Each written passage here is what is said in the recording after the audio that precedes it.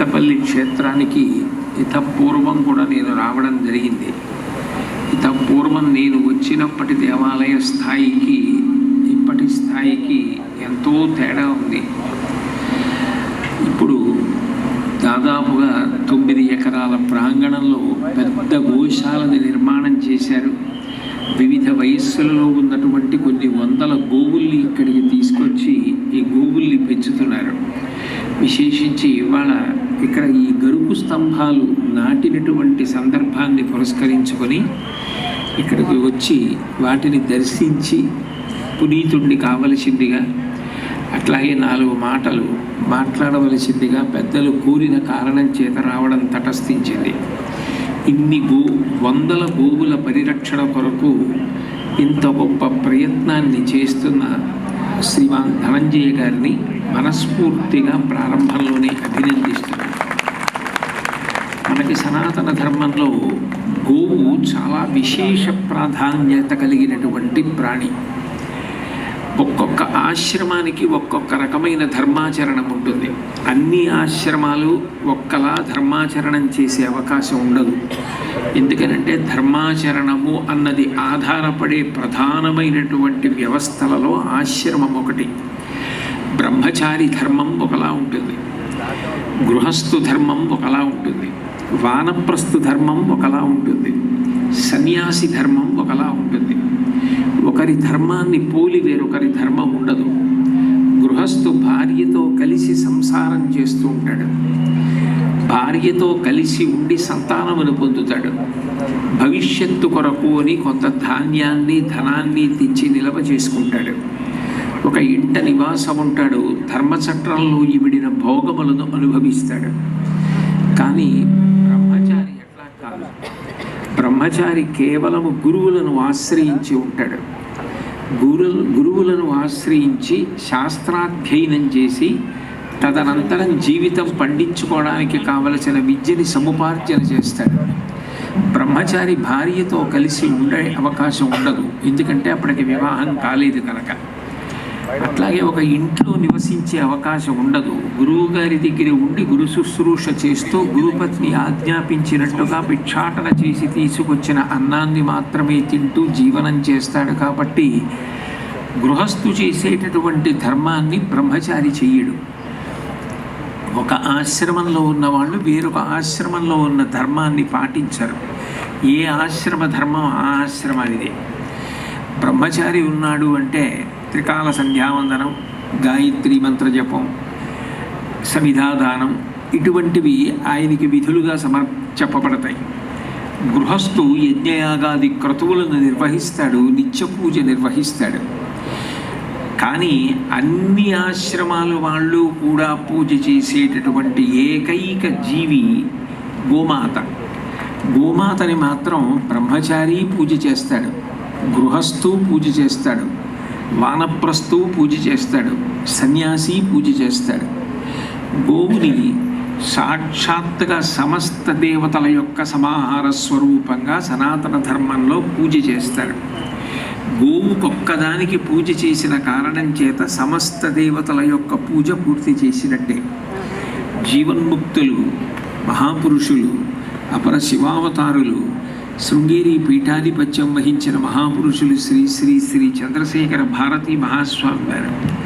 అటువంటి చంద్రశేఖర భారతీ స్వామి వారు ఒకప్పుడు శారదాదేవి ఆలయంలో దర్శనం చేసుకుని పూజ కోసమని వెడుతున్నారు.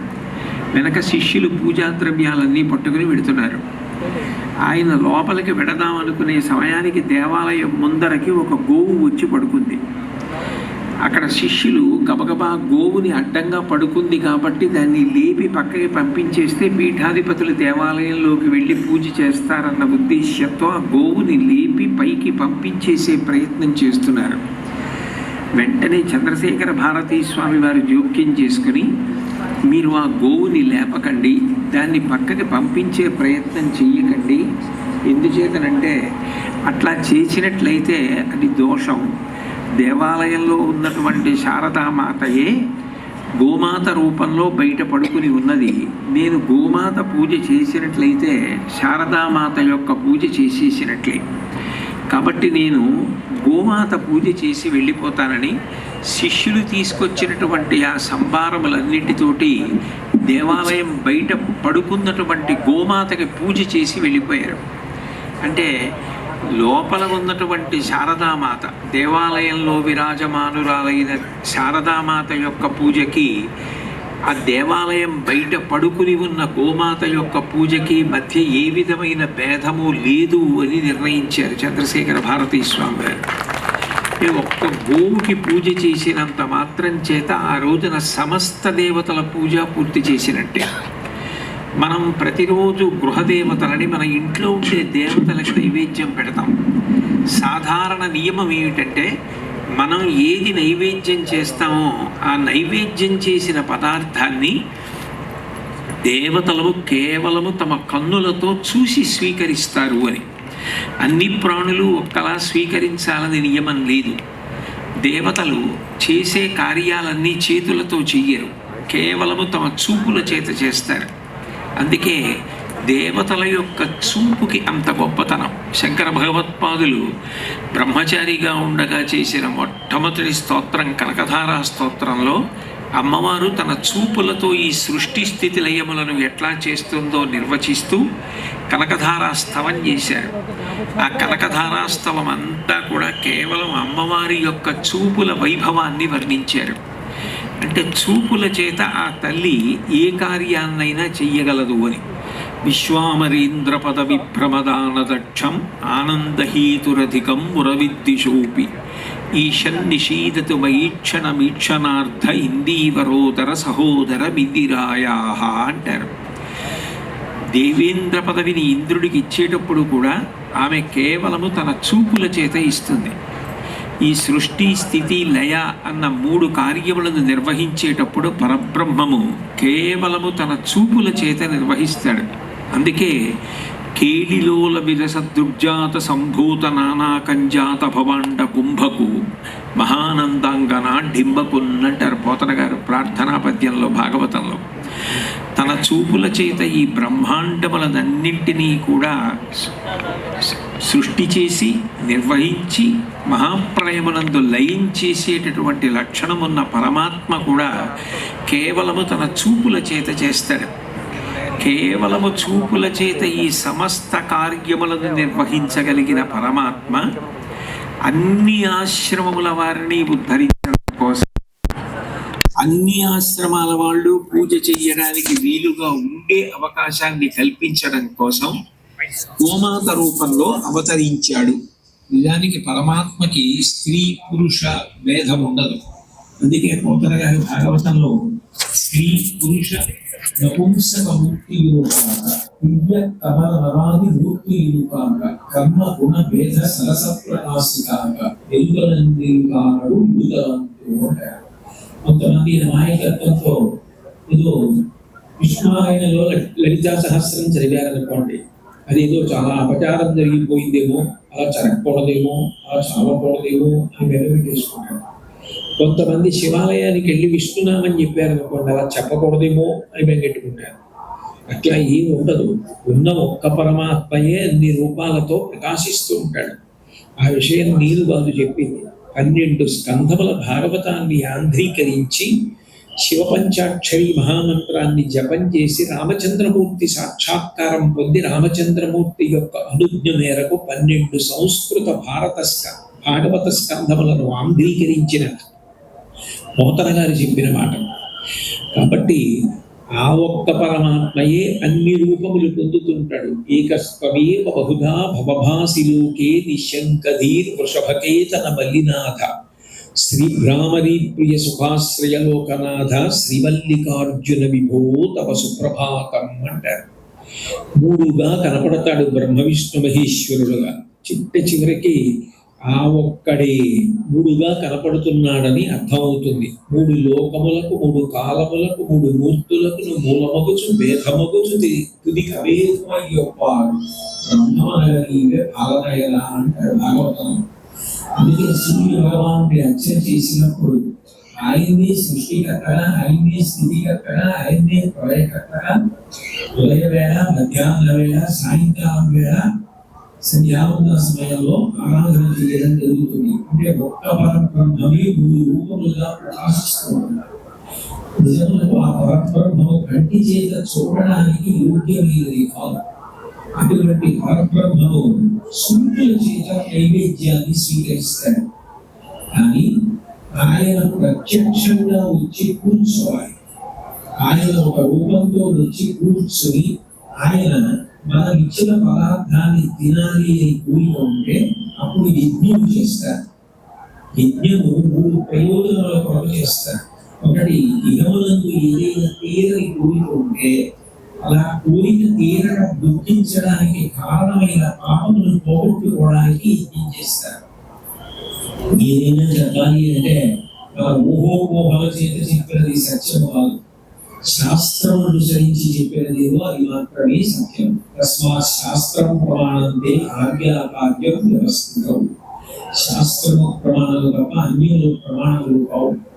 కాబట్టి శాస్త్రం ప్రమాణముగా విచారణ చేస్తే శ్రీరామాయణ కాలంలో దశరథ మహారాజు గారు వాడు కొడుకులు లేకపోతే కొడుకులు పుట్టకపోవడానికి అడ్డొచ్చిన పాపాన్ని పోగొట్టుకుని పుట్ట సంతానం పొందడానికి కోసం అశ్వమేధ యాగం చేశాడు. పాపము పోయిన తర్వాత పుత్ర సంతానాన్ని పొందడానికి పుత్రకామేష్టి చేశాడు. విష్ణుదేహం కరిష్యామి పుత్రీయాం పుత్రకారణాత్ అధర్మ సరసి ప్రోక్తైః వక్రై సిద్ధాం విధానః అంటాడు ఋష్యశృంగుడు. నీ పాపం పోయింది, ఇప్పుడు నీకు పుత్ర సంతానం కలగడం కోసం పుత్రకామేష్టి చేయిస్తున్నాను అంటాడు. అంటే యజ్ఞం దేని కొరకు చేస్తారు అంటే ఇహమునందు మనకు ఏదైనా ఒక ప్రధానమైన అవసరం తీరకపోతే అలా ఆ అవసరం తీరకుండా అడ్డొస్తున్నటువంటి పాపం ఏది ఉందో పాపమును తొలగించుకోవడానికి యజ్ఞం చేస్తారు. రెండవది, ఈ శరీరం శాశ్వతము కాదు. కొంతకాలం ఉన్న తర్వాత ఏ శరీరమైనా పడిపోవచ్చు. అది ఎంత పవిత్రమైన శరీరం కానివ్వండి, కోట్ల మంది చేత నమస్కరింపబడిన శరీరం కానివ్వండి, ఆ శరీరం పడిపోతుంది. మంచి కామకోటి పీఠాధిపత్యం వహించిన మహాపురుషులు 68వ పీఠాధిపతులు జగద్గురు శ్రీ శ్రీ శ్రీ చంద్రశేఖరేంద్ర సరస్వతి మహాస్వామి గారంటే 2 చేతులు ఎత్తి అందరూ నమస్కరించారు. అటువంటి మహాపురుషుడి శరీరం కూడా కాలమందు వెళ్ళిపోతుంది. వారు శాశ్వతంగా ఆత్మస్వరూపులై ఉండిపోతారు. కానీ శరీరం అయిపోతుంది. అందరూ మహాపురుషుల శరీరము వెళ్ళిపోలేసింది. ఎవరి శరీరమైనా వెళ్ళిపోతుంది. అది శరీర పదనాంతరము జీవుడు ఉన్నత లోకములను పొందాలి, స్వర్గాది లోకములను పొందాలి అంటే దాని కొరకు యజ్ఞం చేస్తారు. అందుకే శతక్రతు వివాసీనం అంటారు. 3 యజ్ఞములు చేసిన వాడు ఎవరో ఆయన దేవేంద్ర పదవి పొందుతాడు. శరీర పదనానంతరము ఉన్నత లోక ప్రాప్తి కొరకు యజ్ఞం. అట్లాగే 3వది, నాకు పుణ్యము అక్కర్లేదు, పాపము అక్కర్లేదు, లోకమంతా ప్రశాంతంగా ఉండాలి అంటే యజ్ఞం చేస్తాను. అందుకు నేను యజ్ఞం చేస్తానని చేసేవారు కొంతమంది ఉంటారు. ఈ 3 ప్రయోజనాల కొరకు యజ్ఞం జరుగుతుంది. ఈ యజ్ఞము అన్న విషయం గురించి ఒక స్పష్టమైన అభిప్రాయాలు చాలా అవసరం.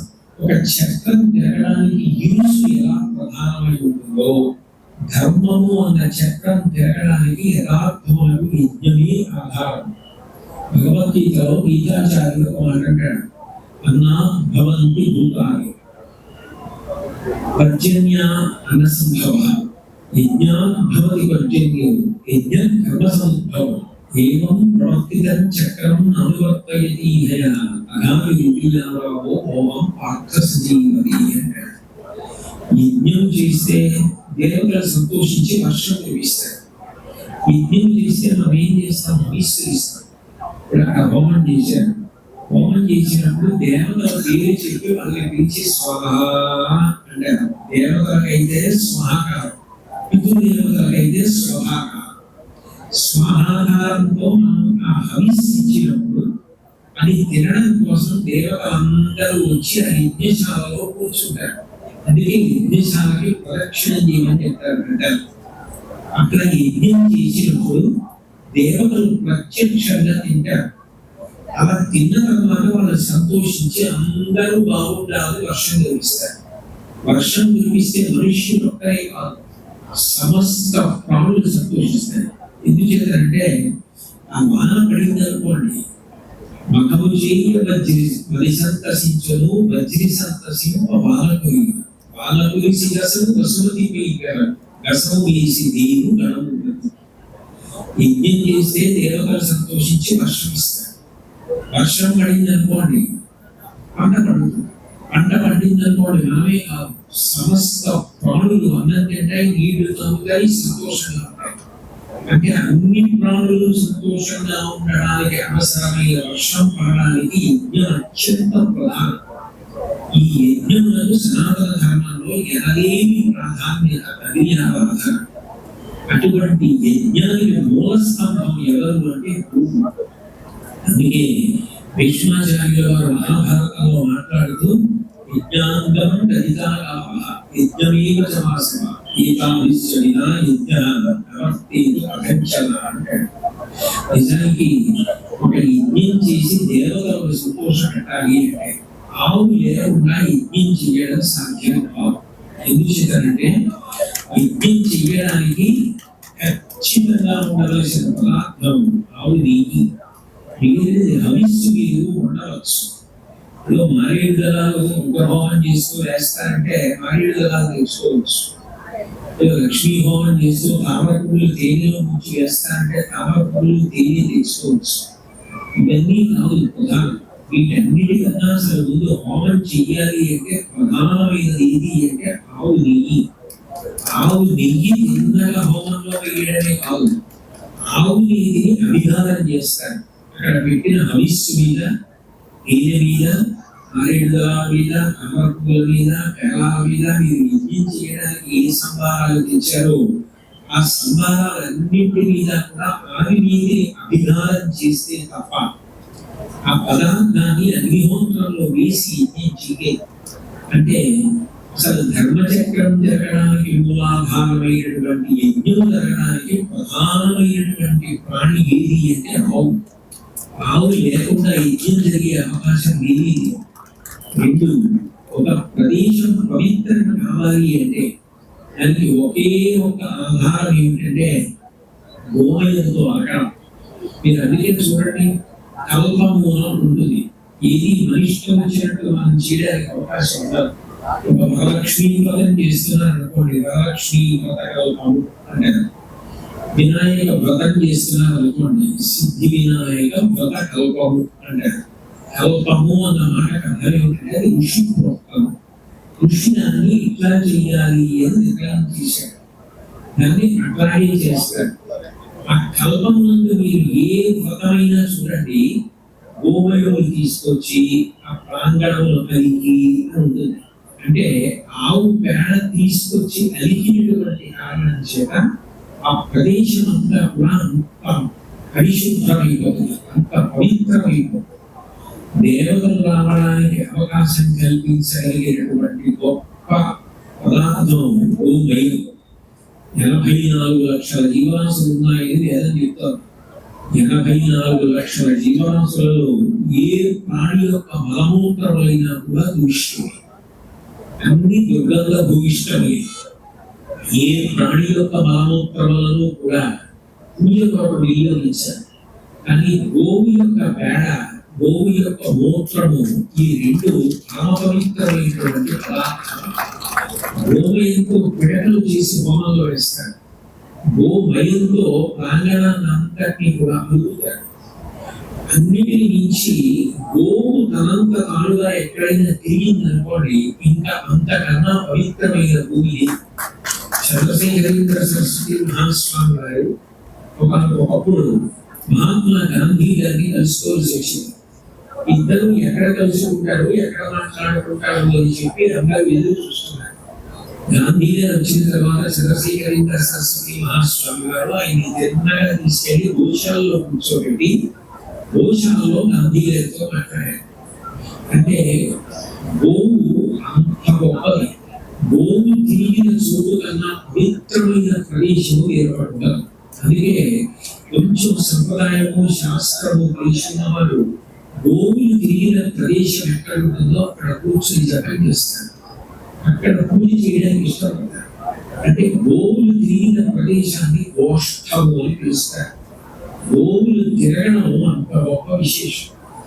అటువంటి గోవు ఎంత పవిత్రమైనది అంటే మీరు దాని అంగప్రత్యంగంలో ఎందుకు ఆవహించి ఉన్న దేవతల యొక్క మరుసక్రమాన్ని చూస్తే దాని ముఖం దగ్గర నుంచి ఒక భాగం వరకు డెక్కల వరకు దేవతలందరూ గోవును ఆశ్రయించి ఉంటారు.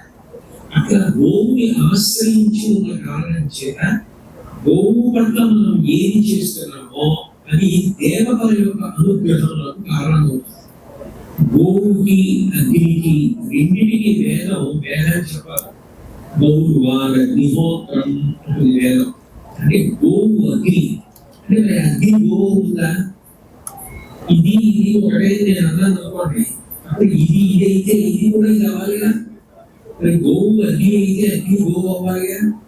అంటే గోవు అగ్ని ఒకటి అంటే దాని అర్థం ఏంటంటే అగ్ని గోవు అవుతుందని కాదు. అగ్నిహోత్రము ఆరాధన చేస్తే మీకు ఏ ఫలితం లభిస్తుందో గోవును ఆరాధన చేసిన వాడికి కూడా అదే ఫలితం. అగ్నిహోత్రం కనబడింది అనుకోండి, హోమాగ్ని కనబడింది, హోమం కూడా ఉంది. హోమగుండం కనబడితే దానికి ప్రదక్షిణ చేయాలి. ప్రదక్షిణం చేసి వెళ్ళాలి. ప్రదక్షిణం అంటే దక్షిణం అంటే కుడి, ప్రదక్షిణం అంటే ఎప్పుడు కుడి చేతి వైపుకి అది ఉండేటట్టుగా చూసుకోవాలి. అగ్నిగుండం కుడి చేతి వైపే ఉండాలి అంటే దాన్ని చుట్టూ తిరిగి రావాలి. ఇది ఇలా వెళ్ళి ఇలా వచ్చారనుకోండి, చుట్టూ తిరిగారనుకోండి విడిపకాయం అంటే విశేష గౌరవం చూపించాలని ఉంటుంది. అగ్నిహోత్రానికి ప్రదక్షిణం చేస్తారు. అగ్నిహోత్రానికి ఎందుకు ప్రదక్షిణం చేస్తారు అంటే ఇంకా మీరు చూశారు, మహాపూర్ణాహుతి అయిపోయిన తర్వాత దోషి పట్టమని అగ్నిహోత్రులను అడుగుతారు. పూర్ణాహుతిలో అందులో స్త్రీలు చేతోకాశన అగ్నిహోత్రుడు ఏం చేస్తారంటే స్త్రీయం ఇస్తారు. స్త్రీయం అంటే ఏది ప్రియం కానిదో అది స్త్రీయం. ప్రియం అంటే మనసులో చూస్తుంది, దానికి ధర్మంతో సంబంధం ఉండదు. ఇక్కడ నాకు బంగారం గొలుసు కనబడింది అనుకోండి, ఆ బంగారం గొలుసు తీసి జేబులో వేసుకోవాలనిపిస్తుంది. అలా అనిపిస్తే మనసుని అంత పెద్ద విలువైన వస్తువు తీసి జేబులో వేసుకుందాం అనిపించడానికి కారణం బంగారం అందు ఉన్న ప్రియం. కానీ అది ధర్మం కాదు కదా, అది ఎవరిదో గొలుసు, అట్లా నువ్వు తీసుకోకూడదు, తప్పు. అది ఎత్తి చూపించి ఎవరిదో బంగారం గొలుసు పడిపోయింది వచ్చి తీసుకోండి అని చెప్పి ఇచ్చేసేయి అని మనసులో నుంచి ఇంకొక ఆలోచన వస్తుంది, అది స్త్రీయం. అప్పటికి గొలుసు వదిలేసిన యజమానికి ఇచ్చేసిన నేను పట్టుకున్న ధర్మం ఏదో అది నన్ను కాపాడుతుంది. ఆ కార్యము చేత ప్రీతి పొందిన భగవంతుడు నన్ను ఎప్పుడు కుదిరి పట్టి కాపాడతాడు. నేను ఇలా గొలుసు తీసుకుంటే ఇప్పటికి గొలుసు దొరికినట్టు ఉంటుంది కానీ అది నన్ను రక్షించదు, నేను అటువంటి పని చేయకూడదు అని ఏది మంచో ఏది ధర్మమో ఏది శాస్త్రం చేత ప్రతిపాదింపబడిందో అటువైపు ప్రస్థానం చేయడం రావడం శ్రీయం అన్నారు. సనాతన ధర్మంలో పూర్వకాలం నుంచి కూడా అగ్నిని ఆరాధన చేస్తారు.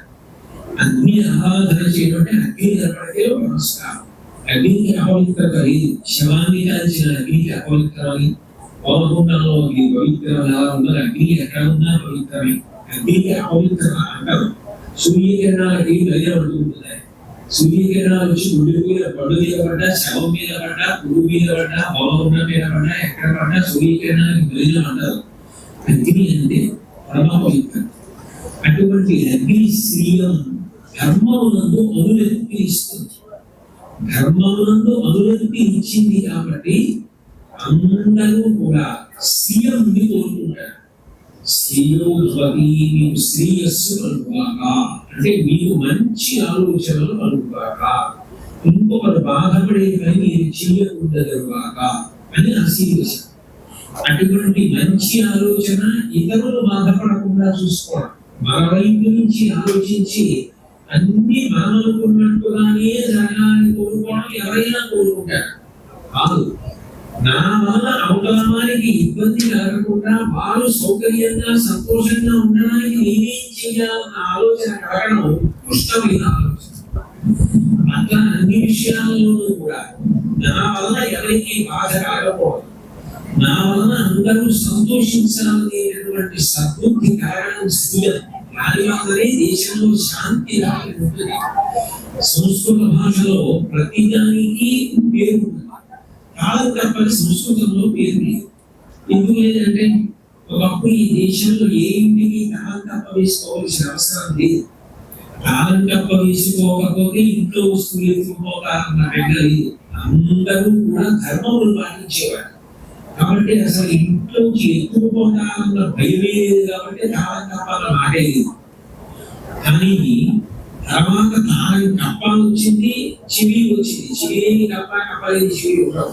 ఎందుకంటే కాలం కప్పలు తయారు చేశారు కాబట్టి చివు తయారు చేయాలంటే చివి ఒకటి జైలులో పెట్టి వెళ్ళిపోతే ఇల్లంతా కూడా క్షేమంగా ఉంటుంది ఏదో ఒక నమ్మకం. అట్లా ఒకరి పట్ల మనం అమర్యాదతో ప్రవర్తించకుండా, ఒకరికి ఇబ్బంది కలగకుండా ప్రవర్తించేటటువంటి బుద్ధి కలగడమే శ్రేయస్సు. అటువంటి శ్రేయస్సు ఎవరిస్తారు అంటే అగ్నిహోత్రులు ఇస్తారు. అందుకని అగ్నిని ఆరాధిస్తారు. అగ్నిని ఆరాధిస్తే ఏ శ్రేయస్సు కలుగుతుందో గోవుని ఆరాధించిన వాడికి కూడా అదే శ్రేయస్సు కలుగుతుంది. చూడండి, లోకంలో ఒక మాట అంటారు, ఆయన 3 యుద్ధములు చేశాడంటే అందులో ఆయనకి సోమయాజి అని పేరు వచ్చింది అంటారు. తిక్కన సోమయాజి 3 యుద్ధములు చేస్తే పేరు చివర సోమయాజి అని తెలుగు వాక్యం కలుగుతాడు. ప్రతిరోజు అగ్నికార్యం చేసిన వాడితో సమానుడు ఎప్పుడు అవుతాడు అంటే ప్రతిరోజు గోవు పట్టి వెళ్ళి గ్రాసం పెట్టారనుకోండి. గ్రాసం పెడితే వాడు అగ్నికార్యం చేసిన వాడితో సమానం. అంటే అంత తేలికగా కార్యాన్ని నిర్వహించడానికి ఇహమునందు సాధనం ఏది అంటే గోవు. అందుకే గోవుకు పెట్టేదాన్ని గ్రాసము అని పిలుస్తారు. గ్రాసము అంటే చేతితో పట్టుకుని పెట్టడం. మనం దేవతలకు నైవేద్యం పెడుతున్నాం అనుకోండి, వాళ్ళు ప్రత్యక్షంగా తినడం మనకి కావాలి. కానీ భక్తి భావంతో నైవేద్యం పెడతా వాళ్ళు స్వీకరిస్తారు. వాళ్ళకి నైవేద్యం పెట్టే ప్రసాదం. కానీ గో విషయంలో ఉన్న గొప్పతనం ఏంటంటే మీరు ఏదైనా చేతితో పట్టుకొని ముప్పిడికి పట్టినంత పచ్చిగడ్డి కానీ ఎండుగడ్డి కానీ పట్టుకెళ్ళి గోవు దగ్గర అందించారు అనుకోండి. అగ్ని కీనం ఎలా తిరుగుతాయో నాలుగు అట్లా తిప్పి పట్టుకుంటుంది గోవు, పట్టుకొని లాగి తిరుగుతుంది. అలా గోవు తిన్న కారణం చేత అగ్నిహోత్రమునందు ఆ రోజు నువ్వు హవ్యములు ఇచ్చి అగ్ని కార్యములు చేశావు అని దేవతలు అనుకరిస్తారు. అగ్ని కార్యం చెయ్యలేకపోయిన దోషం పోవాలి అంటే గోవుకి సేవ చేస్తే, గోవుకి గ్రాసం పెడితే చాలు. గో గ్రాసం పెట్టడం అంత గొప్ప విషయం. మహాభారతంలోనే భీష్మాచార్యుల వారు గో గ్రాసం గురించి మాట్లాడుతూ ఒక మాట అంటారు, గమోమి మాతరస్సర్వ పితరశ్చైవ గోవృషా గ్రాసముష్టిం మయా దత్తం ప్రతిగృహీత మాతర యత్కృతం దుష్కృతం తేన జ్ఞానతో అజ్ఞానతో పిబ తస్య నశ్యతి తత్సర్వం దుస్వప్నస్య వినశ్యతి. భారతం అంటే పంచమ వేదం. 4 వేదములలో చెప్పిన విషయాల్ని మళ్ళీ అందరూ చదువుకోవడానికి వీలుగా వ్యాసుడు భారతాన్ని అందించాడు. అందుకే వ్యాస భగవానుడి నమోస్తుతే వ్యాస విశాల బుద్ధే కులారవిందాయత పత్రనేత్ర ఏన త్వయా భారత తైల పూర్ణ ప్రజ్వాలితో జ్ఞానమయ ప్రదీపః అంటారు. అట్లా ఓ గ్రాసము గురించి భీష్ముడు మహాభారతంలో మాట్లాడతారు. అంటే వ్యాసుల వారు మనకి భీష్ముడి చేత చెప్పించినది అందించారు. భీష్ముడు అంతటి వాడు అంపశయ్య మీద పడుకుని చెప్పినటువంటి విషయాలు అందులో చెప్పినటువంటి మాట. ఎవరైనా సరే ఒక ఆవు దగ్గరికి వెళ్ళి గ్రాసం పెట్టేటప్పుడు పచ్చిగడ్డి కానీ ఎండుగడ్డి కానీ పెట్టేటప్పుడు ఈ శ్లోకం చెప్తే ఏమిటి ఆ శ్లోకం అంటే గావోమే మాతా సర్వాః, అందరి అమ్మలు గోమాత ఎందే ఉన్నారు. ఎందుకంటే లోకంలో అమ్మ అన్న మాట కన్నా మధురమైన మాట, అమ్మ కన్నా గొప్పది ఈ లోకంలో ఇప్పుడు ఉండవు. అమ్మ లేని నాడు మనకు ఉనికేది. అటువంటి అమ్మ ఏదో ఒకనాడు వెళ్ళిపోతుంది. అమ్మ కన్నా ముందు బిడ్డ వెళ్ళాలని ఏ అమ్మ కోరుకోదు. బిడ్డ చేతులలో తాను వెళ్ళిపోవాలని కోరుకుంటుంది. వెళ్ళిపోయిన అమ్మ ఎక్కడ ఉంటుంది అంటే భూమి ఎందే ఉంది. పితరశ్చైవ గోపురుషాః గ్రాసముష్టిం మయా దత్తం. నేను నా చేతితో పట్టుకుని ఈ గ్రాసం పెడుతున్నాను మీకు. గ్రాసం అంటే గడ్డి అనుకోండి, పచ్చిగడ్డో ఎండుగడ్డో నేను ఆవుకి ఇలా పెడుతున్నాను. గ్రాసముష్టిం మయా దత్తం ప్రతిగృహీతమాకారః. నన్ను అనుగ్రహించి నేను చేతితో పెట్టిన దాన్ని నువ్వు కూర్చుని తిను. వెంటనే నోరు తెరిచి నాలికతో చుట్టి లాగి తింటూ ఆవు. అలా ఆవు తిన్న కారణం చేత ఏమవుతుందన్నారంటే యత్కృతం దుష్కృతం తేన జ్ఞానతో అజ్ఞానతో వివా కస్య నశ్యతి తత్సర్వం దుస్వప్నంచ వినశ్యతి. గోవుకి ఎవరైతే గ్రాసాన్ని చేతితో అందిస్తున్నాడో, ఎవరు పెడుతున్నాడో, ఆ పెట్టినటువంటి వాడు తెలిసి కానీ తెలియక కానీ ఇంకా పూర్వం చేసినటువంటి పాపరాశి ధ్వంసం అవుతుంది. అగ్నిహోత్రుడు ఎలా పాపము తీసి స్త్రీలను ఇస్తాడో, గోవు కూడా గ్రాసములు తిని అలా అనుగ్రహిస్తుంది. అంతేకాదు దుస్వప్నముల వలన వచ్చే ఫలితం కూడా గో గ్రాసము వలన పోయింది అని భీష్ముడు చెప్పాడు. నేను చెప్పట్లేదు, అందుకే శ్లోకాలు కూడా మీకు కంటించాను. అంటే గోవుకి గ్రాసం పెట్టడం అంత గొప్ప. నిజానికి మనని మనం ధరింప చేసుకోవడం అన్న మాటకి తాత్పర్యం మన జీవుడి గురించి చేసుకోవడం. సాధారణంగా లోకంలో ఒక మాట ఉంటుంది, ఆయనకి స్వార్థం ఎక్కువండి అంటారు. స్వార్థం ఎక్కువండి అన్న మాట ఎప్పుడు వాడతారు? ఆయన ఎప్పుడు ఇతరుల గురించి ఆలోచించాడు, తన గురించి తాను ఆలోచించుకుంటాడు. నిజానికి యథార్థంగా తన గురించి తాను ఆలోచించుకున్నవాడైతే దాచుకున్నది ఏది తన వెంట వచ్చేది కాదు. ఆయుర్నశ్యతి పశ్యతాం ప్రతిదినం యాతి క్షయం యవ్వనం ప్రత్యాయంతి గతాః పునర్మదివసాః కాలో జగత్పక్షకః లక్ష్మీస్తో యతరంగ భంగ చపలా విద్యుచ్చలం జీవితం తస్మాన్ మాం శరణాగతిం కరుణయాత్వం రక్షాధునా అంటారు శంకర భగవత్పాదులు. సూర్యోదయ సూర్యాస్తమయాల్లో ఆయుర్దాయం అయిపోతున్న ఆయుర్దాయంలో స్వార్థము అంటే నా గురించి నేను ఆలోచించుకోవడం, అంటే నా జీవుడి గురించి ఆలోచించడం. ఈ జన్మలో భార్య ఉంది, ఈ జన్మలో పిల్లలు ఉన్నారు, మంచిదే. కానీ జీవుడి శరీరాన్ని వదిలిపెట్టి వేరొక శరీరానికి వెళ్ళిపోతే అక్కడ కూడా భార్య ఉంటుంది, అక్కడ కూడా పిల్లలు ఉంటారు. అక్కడ ఎలా సుఖపెడతారు? అక్కడ పెట్టగలిగిన శక్తి ఎక్కడి నుంచి వస్తుంది అంటే నువ్వు ఇక్కడ చేసినటువంటి పుణ్యమే. ఇక్కడ చేసిన పుణ్యంలో చాలా చాలా గొప్ప పుణ్యం ఏంటి? ఒకరికి పెట్టినది, ఒకరికి ఆకలి వేసినప్పుడు కడుపు నింపడం కన్నా గొప్ప విషయం ఇంకొకటి లేదు. ఎందుకంటే ఆకలితో ఉన్నాడు అంటే ప్రాణములు శోషించిపోతాయి.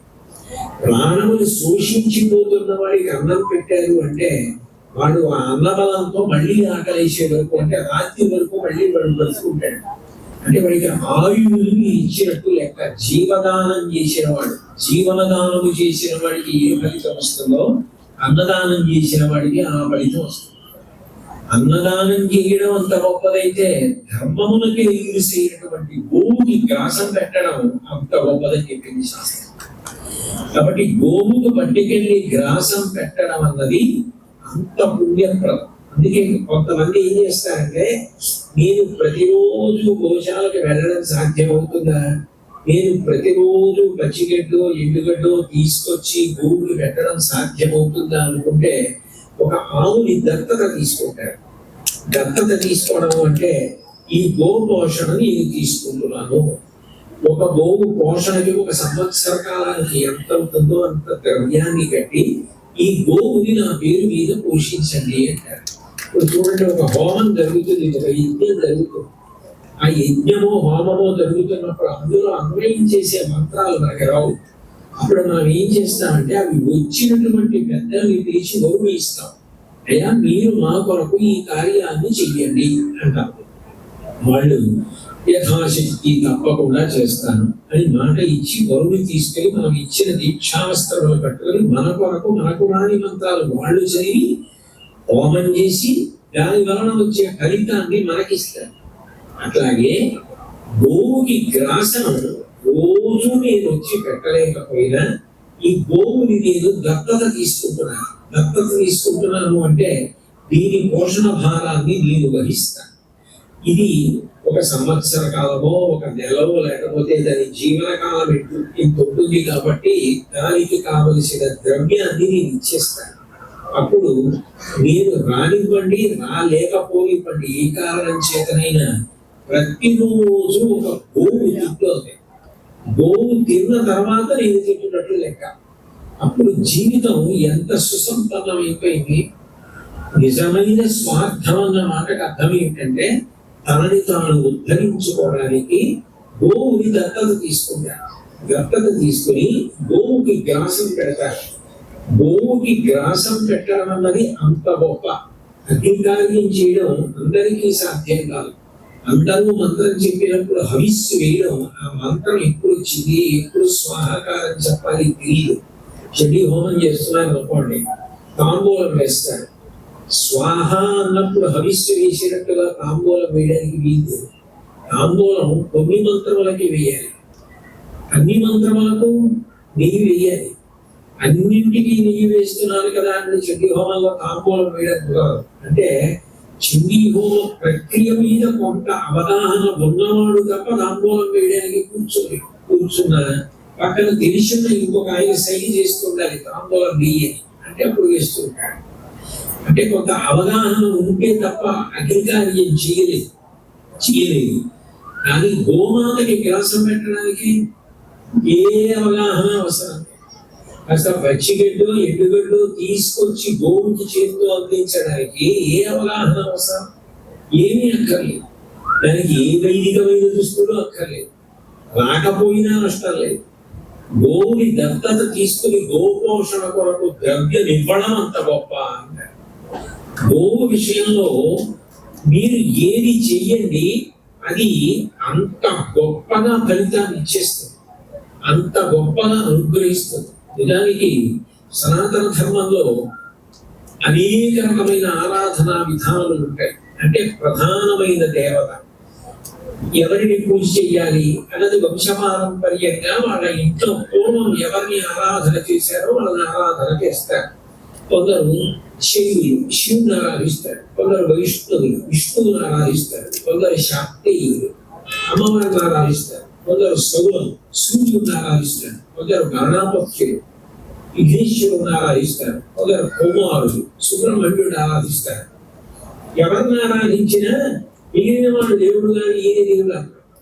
ఎవరైనా ఆరాధన చేసేటప్పుడు మధ్యలో ప్రధానమూర్తిని పెట్టి వీళ్ళ అనుమతితో ఆయన్ని పూజ చేస్తున్నాడు. చుట్టూ వీళ్ళని నలుగురిని పెడతారు. శంకరాచార్యుల వారు పంచాయతన పూజ పెట్టారు ఈ ఐకమత్యత కోసం. కానీ గోవు విషయంలో గొప్పతనం ఏమిటి అంటే గోవు అందరు దేవతలు గోవు ఎందే ఉన్న కారణం చేత పితృదేవతలు కూడా గోవు ఎందే ఉన్నాయి. పితృదేవతల సంతోషం కూడా గోవు మీదనే ఆధారపడుతుంది. అంటే పితృదేవతలు సంతోషిస్తే ఎలా సంతానం కలుగుతుందని శాస్త్రముల చేత చెప్పబడుతుందో అట్లా గోవులు సంతోషించిన కారణం చేత పితృదేవతలు కూడా సంతోషిస్తారు. గోవుని సంరక్షించుకోవలసినటువంటి అవసరం అందరి మీద ఉంటుంది. అంత గొప్పదైన గోవుకి ఒకే ఒక్క విషయంలో మాత్రం పరిమితి ఉంటుంది. ఆ పరిమితి గోవు శరీరంలో ఎందుకు పెట్టాడంటే భగవంతుడు మిగిలిన ప్రాణులకు మనుష్య ప్రాణికి ఒక ప్రధానమైన భేదం ఉంటుంది. మిగిలిన ప్రాణులకు దయ అన్న మాటతో సంబంధం లేదు. ఎందుకంటే తనకి పుట్టిన పిల్లల మీద దయ ఉంటుందేమో కానీ మిగిలిన ప్రాణుల మీద దయ ఉండాలి అని మిగిలిన ప్రాణుల విషయంలో అమ్మాయి కాదు. ఒక పక్షి పుట్టు పెట్టింది అనుకోండి, ఉదిగి పిల్ల పైకి వచ్చి ఇంకా దానికి రెక్కలు రాక ఎగరు లేక అమ్మ కోసం నోరు తెరిచి అరుస్తుంటే అటుగా పెడుతున్నటువంటి నక్కో పిల్లో చూసి ఆ పక్షి పిల్లని తినేసి పైకి. అప్పుడు దానికి దయ ఉండదా అంటే దయ ఉండవలసిన అవసరం వాడికి లేదు. కానీ మనిషికి అట్లా కాదు. మనిషికి దయ ప్రధానంగా ఉండి తీరాలి. ఇతర ప్రాణి బాధ మన బాధగా భావించగలవా, అలా భావన చెయ్యగలిగితే దయ. అందుకే భాగవతంలో మాలాకారుడు కృష్ణ పరమాత్మ కనపడితే నీ పాద కమల సేవకి నీ పాదార్చములతోడి నెయ్యము నితాంతాపార భూతదయ్యు తాపసమంతారనాకు దరిసేయగదే. గోవు సేవ అని లోకంలో మాట ఉంది. గోవు చాలా ప్రీతి పొందింది మీరు సేవ చేస్తుంటే. అది గుర్తు ఏమిటంటే గోవు అలమోట్పు కళ్ళతో నిలబడుతుంది. అంటే కళ్ళు మూసేసినట్టు కాదు, తెరిచినట్టు కాదు, అలా నిలబడి తోట కొంచెం పైకి ఎత్తుతుంది.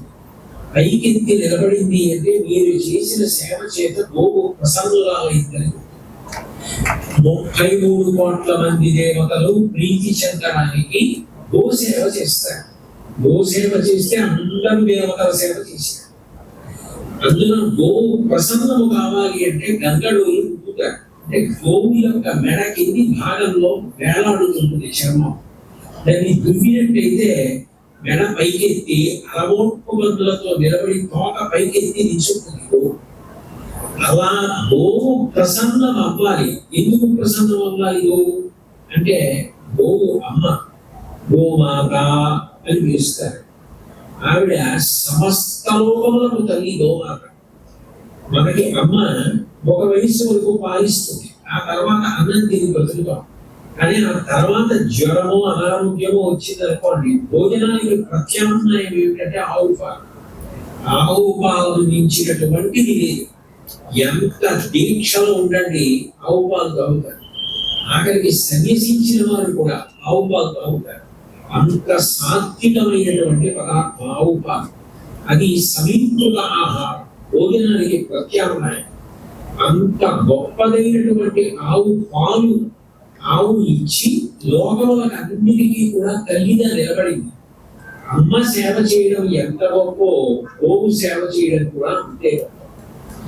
కానీ గోవు శరీరానికి ఉన్నటువంటి పరిమితి ఏమిటి అంటే అది ఎక్కడ గంగడోలు దువ్వితే సంతోషపడుతుందో ఆ గంగడోలుని అది గోపుకోలేదు, దానికి దొరక పెడుతుంది.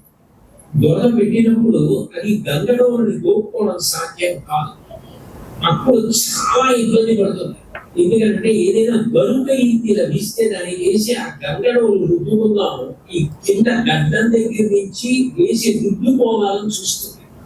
రెండు, అది పొట్టకి అటు ఇటు ఉన్న ప్రాంతాలలో తోక చేత కొట్టి తోలుకోవడం సాధ్యం కాదు, కష్టమైన అందరూ.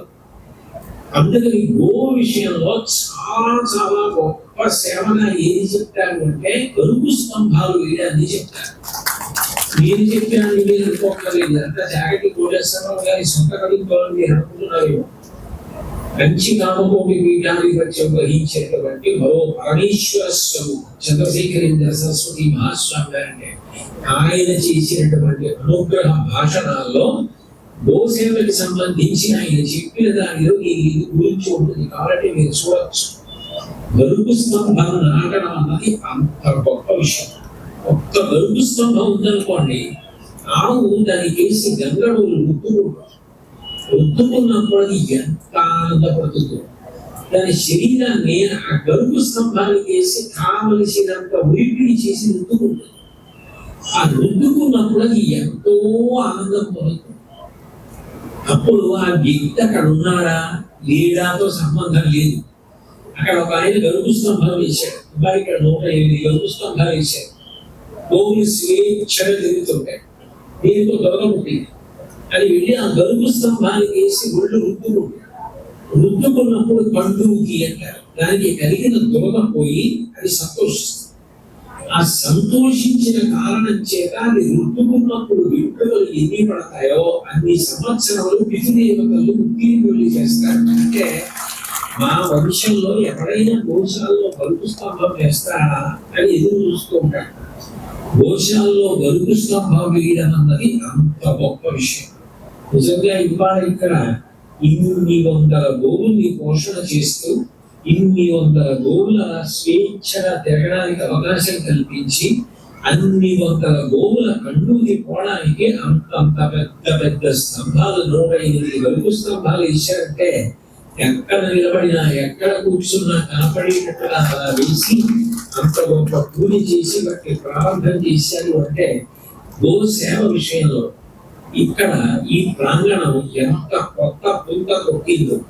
ఎంత సేవాభావంతో, గోవు యందు ఎంత పవిత్రమైన భావనతో, ఎంత భక్తి భావంతో చేస్తున్నారో అర్థం. కాబట్టి గో సేవ, గో గ్రాసం పెట్టడం అంత గొప్ప విషయం.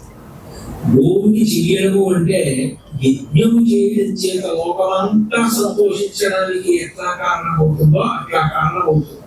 అందుకే మీరు మహాభారతం పరిశీలిస్తే మహాభారతంలో భీష్మాచార్యులు వారు చెప్పారు, ధర్మం ఎక్కడ ఉంటుందో అక్కడ గో జాతి వృద్ధి చెందుతుంది. 9 సంవత్సరాల క్రితం ఇక్కడ 100 ఆవులు ఉండేవండి, ఇప్పుడు ఇక్కడ 400-500 ఆవులు ఉన్నాయండి. అంటే దాని అర్థం ఏంటంటే దేవతలు ప్రసన్నులయ్యారు. గో సంతతి పెరగడం, గో జాతి పెరగడం, గోవులు అంత ఆనందంగా ఉండడం, అంత శ్రేష్టమైన పాలన ఇవ్వడం, అంత బాగా ఆరోగ్యంతో గోవులు ఉండడం ఎంతో గొప్పది. సాధు గోమాత భరత భూమి శ్వాసకోశ అన్నాడు కవి. ఎంత ఆరోగ్యంగా ఉన్నా, మిగిలిన అవయవాలు ఎలా ఉన్నా, ఊపిరితిత్తులు సరిగ్గా లేదనుకోండి, ఊపిరి అందదు. ఊపిరి అందకపోతే ఆ వ్యక్తికి సుఖము అన్న మాట ఉండదు. ఊపిరి ఆడినంత కాలం, ఊపిరి అందినంతసేపే సంతోషంగా ఉంటాడు. అట్లా ఊపిరి అందడానికి కారణమైనటువంటి ఊపిరితిత్తులు ఏ స్థానంలో ఉంటాయో భారతదేశానికి అంతటికీ కూడా గోవు శ్వాసకోశాలంటే ఊపిరితిత్తులు. అంటే మనం గోవుని పోషించడం, గోవుని రక్షించుకోవడం అంత గొప్ప విషయం. ఇక గో సేవ గురించి ఎంత చెప్పినా తక్కువే. గోవుని సేవించడం అంత గొప్ప విషయంగా చెప్తారు. గో సేవ కొరకు ప్రత్యేకంగా మేము చేస్తామని అరువులు చాచి వచ్చి గోసేవ చేస్తారు.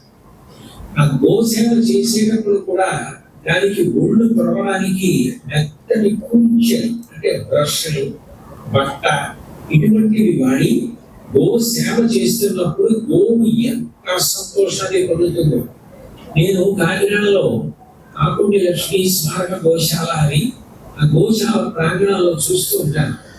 ఆశ్చర్యం ఏంటంటే కాళ్ళు నొప్పుతుంటే దాని గోసేవ చేయడంలో నిష్ణాతులైనటువంటి వారు గోసేవ చేస్తూ కాళ్ళు నొప్పుతున్నప్పుడు, వృద్ధులైన తల్లిదండ్రులకి కాళ్ళు నొప్పుతున్నప్పుడు ఎంత ఆనందపడుతూ నిల్చుంటాయో, గడ్డి తింటున్న ఆవులు కూడా గడ్డి తినడం ఆపేసి అంత సంతోషంగా నిలబడి సేవ తీయడం నేను చూశాను. గోవు అంత గొప్పది, గో సేవ అంత గొప్పది, ఆవు పాలు అంత గొప్పవి. మనకి ఆవు పాలు, ఆవు పెరుగు, ఆవు నెయ్యి ఈ 3 పంచామృతాల్లో 3. 5 అమృతములు చెప్తే మిగిలిన తేనె, నీళ్లు, నీకు పంచదార ఉంటారు. పంచదార కాదు, ఆవు పాలు తోడు పెట్టినప్పుడు వచ్చిన పెరుగు, ఆ పెరుగు చిరికినప్పుడు వచ్చిన నెయ్యి, తేనె, మంచినీరు, ఈ 5 కలిపి పంచామృతాలు అంటారు. 5 అమృతాల్లో 3 ఆవు నుంచి వస్తాయి. అలాగే పంచగవ్య ప్రాసనము అని ఒక మాట. ఈ పంచగవ్య ప్రాసనం ఎంత గొప్పది అంటే ఏదైనా చాలా పెద్ద కార్యం చేసేటప్పుడు, షష్ఠి పూర్తి లాంటి కార్యాలు చేస్తున్నారు అనుకోండి, అటువంటి కార్యములు చేసేటప్పుడు ఆ మనిషికి తేజస్సు కలగడానికి, చేస్తున్న కార్యం యొక్క ఫలితమును అందుకోవడానికి యోగ్యమైన రీతిలో శరీరము పవిత్రము కావడానికి పంచగవ్య ప్రాసనం చేస్తారు. అందులో ఆవు పాలు, ఆవు పెరుగు, ఆవు నెయ్యి, అట్లాగే గోమూత్రము, గోమయము అంటే పేడ, ఈ 5ని సమపాలలో కలిపి, ఏదో ఒక్కొక్కసారి శాస్త్ర ప్రకారం కొద్దిగా ఎక్కువ తక్కువలు ఉంటాయి, కలిపి మంత్రంతో ఆ పంచగవ్యాన్ని ప్రాసనం చేయిస్తారు. అంటే పంచగవ్య ప్రాసనం అనేది లోపల కూర్చుకుంటారు. అలా కూర్చుకున్న కారణం చేత పాపములు ఇంధనము అగ్ని తగిలితే కాలిపోయినట్టు పాలతాయి. ఎదిగైన శాస్త్రం ప్రమాణంగా మాట్లాడతాం తప్ప అశాస్త్రీయముగా మాట్లాడటం కుదరదు కదా. శాస్త్రము ప్రమాణం చేసి మాట్లాడాలి ఈ విషయం మాట్లాడాలి. కాబట్టి పంచగవ్య ప్రాసనం అనేటటువంటిది అంత గొప్పది.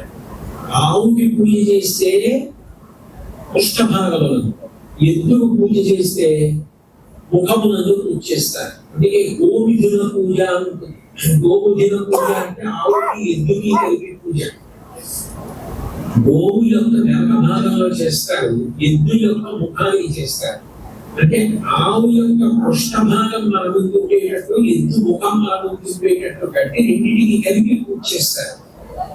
గోవు అంటే భగవంతుడు కూడా ఎంత ప్రసన్నుడవుతాడు అనడానికి మీకు నేను ఒక ఉదాహరణ చెప్తాను. ఈ భూమి ఎంత భారాన్నైనా వహిస్తుంది. నాకు బరువు ఎక్కువైపోయింది అన్న మాట భూమి అంబ. భూమికి బరువు ఎప్పుడు ఎక్కువైపోతుంది అంటే భగవంతుడు వద్దన్న పనులు చేసే వారి సంఖ్య ఎక్కువైపోతుంది. భగవంతుడు వద్దు అన్న పని చేయడమే పాపం చేయడం. ఈ పాపాచరణలు చేసేటటువంటి వారి సంఖ్య ఎక్కువైపోతుంది. శాస్త్ర వ్యతిరేకముగా ప్రవర్తించే వాళ్ళ సంఖ్య ఎక్కువైపోతాయి. దానికి వ్యతిరేకంగా మాట్లాడి ప్రోత్సహించే వారు ఎక్కువైపోతాయి. పాపము ఎక్కువైపోయిందని గుర్తు. ఆ పాప భారం పెరిగితే మాత్రం భూమి తట్టుకోలేదు. ఇతర భారాన్ని, భౌతికమైన భారాన్ని, లౌకికమైన భారాన్ని, ఎంత భారాన్నైనా భూమి తట్టుకుంటుంది. కానీ పాప భారం తట్టుకోదు. అప్పుడు పాప భారం తగ్గించమని ఎవరిని అడుగుతుంది అంటే స్థితికారులు. కాబట్టి పాపములు తొలగించి ధర్మములు కాపాడవలసిన కర్తవ్యం విష్ణు భగవానుడు స్వీకరిస్తారు. కాబట్టి విష్ణువుని ప్రార్థన చేస్తుంది భూమి. భూమిగా భూదేవిగా ప్రార్థన చెయ్యదు. వెంటనే జోక్యం చేసుకోవాలి అంటే భూమి గోరూపాన్ని పొందుతుంది. మీరు అందుకే భాగవతం ధనస్కంధాన్ని చూస్తే మొట్టమొదటి భూమి గోరూపాన్ని పొందుతుంది, ధర్మం కృష్ణరూపాన్ని పొందుతుంది. ఈ రెండు కలిసి గోవిధంగా నిలబడ్డాయి. మహారాజుగా వచ్చింది అంటే ఆవు రూపాన్ని భూమి పొంది ప్రార్థన చేస్తే విష్ణువు కూడా వెంటనే జోక్యం తీసుకుంటాడు. అంటే భూమి కూడా తొందరగా భగవంతుడు జోక్యం చేసుకోవాలి అంటే గోరూపాన్ని పొంది ప్రార్థన చేస్తుంది. అంటే భగవంతుడికి గోవు యొక్క రూపం కానీ, గోవు యొక్క ప్రార్థన కానీ, గోవు యొక్క వినతి కానీ ఎంత తీవ్రంగా స్వీకరిస్తారనడానికి ఉదాహరణగా చూడాలి. భగవంతుడు ప్రతిజ్ఞ చేసి చెప్తాడు, నేను అవతారం ఎప్పుడు తీసుకుంటాను అన్న విషయాన్ని చెప్పాడు. ఆయన చెప్పినప్పుడు ఆయన ఒక మాట అంటాడు, నేను అవతారంగా రావడానికి, దుష్టుల్ని సంహరించడానికి ఎవరినో దుష్టులు అన్నారన్న కారణం చేత నేను వచ్చి సంహరించాను. అవతల వాడిని సంహరించడానికి తగిన పాపము చేశాడు అని నేను ఎప్పుడు నిర్ణయం చేసుకుంటాను అంటే వాడు గోవులందు ధర్మ పదవి ఎందు తల్లి నాయందు ఆయన చెప్పినటువంటి వరుస క్రమంలో కొన్ని విషయాలు చెప్పాడు. శృతులు వేదముల ఎందు, గోవులందు, విప్రకోటి ఎందు, ధర్మ పదవి ఎందు తల్లి నాయందు వాడు ఎన్నడలు నాడి హింస పొందు అన్నాడు. వేద తిరస్కారం, అట్లాగే వేదం చదువుకుని, వేద భాష్యాలు చదువుకుని లోకమంతా బాగుండాలని మంత్రభాగమన్వయం చేసేటటువంటి వారిని విమర్శించి తక్కువ చేసి బాధ పెట్టే ప్రయత్నం చేయడం, ధర్మాన్ని తక్కువ చేసి ధర్మాన్ని విడిచిపెట్టి అధర్మాన్ని ప్రచారం చేస్తూ అధర్మం గురించి పాటుపడుతూ సదాచారమును తిరస్కరించి దురాచారం వైపు ప్రవర్తించే వాళ్ళు ఎవరున్నారో అటువంటి వాళ్ళని అంటే గోవు అంత గొప్పది. గోవులను కాపాడవలసి వస్తే పాండవులు అజ్ఞాతవాస నియమాన్ని కూడా పట్టించుకోకుండా వెళ్ళిపోయి గబగబాలు ఆ గోవులని సంరక్షించారు. అప్పటికి అజ్ఞాతవాస సమయం అయిపోయింది కాబట్టి ఏ ఇబ్బంది రాలేదు. అంటే ధర్మం అంత గొప్పది. అందుకే భీష్ముడు విరాట పర్వంలో అంటాడు, ఎక్కడ ధర్మం ఉన్నదో అక్కడ ఐశ్వర్యం ఉంటుంది. ధర్మం ఉన్నది అని వృత్తి ఉంటే అక్కడ గోవులు చాలా పుష్టిగా ఉంటాయి. అక్కడ బాగా హితకరమైనటువంటి పాలిస్తాయి. హితకరమైన పాలనిచ్చి పుష్టితో కూడుకున్న గోవులు నుండి గోవుల సంఖ్య పెరుగుతోంది అంటే అక్కడ ధర్మం ఉన్నది అని వృత్తులు అంటారు. అంటే గో సంపద వర్ధిల్లడం అంత గొప్పది. నేను లోకంలో శ్రీమంతుడు అని ఒక మాట వినుంటాడు. శ్రీమంతుడు అంటే చాలా ఐశ్వర్యవంతుడు అని చెప్పవలసి వస్తే ఆయన్ని శ్రీమంతుడు అని పిలుస్తారు. అలాగే గోవులు ఎక్కువ కలిగిన వారిని గోవంతుడు అని పిలుస్తారు. సాధారణంగా లోకంలో అంతగా ప్రచారంలో ఏ విషయం శ్రీమంతుడు అని పిలిచినట్టు గోవంతుడు అని పిలుస్తారు. గోవంతుడు అంటే అన్ని గోవులను పోషణ చేస్తాడైనా అన్ని గోవులను కాపాడుతూ ఉంటాడు. గోలోకమని మహాభారతంలో వర్ణిస్తారు. శరీర పతనానంతరాన్ని గో సంరక్షణ చేసిన వాళ్ళు అంత తేలికగా గోలోకానికి వెళ్ళిపోతారు. గో సంరక్షణ గురించి, గో సేవ గురించి మహాభారతంలోనే భీష్మాచార్యుల వారు అద్భుతమైన విషయాన్ని చెప్తే దాన్ని తిక్కగా అంగీకరించారు.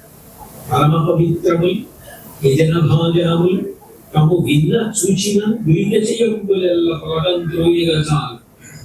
ప్రధానకర్త ఉత్తరగతి లాభవైభవము తగ్గిటి జుమ్ముక చేయు గోవులు ఎవరు తన మణితులతో నివారణ సొత్తులు అరుణాకము అన్నాడు.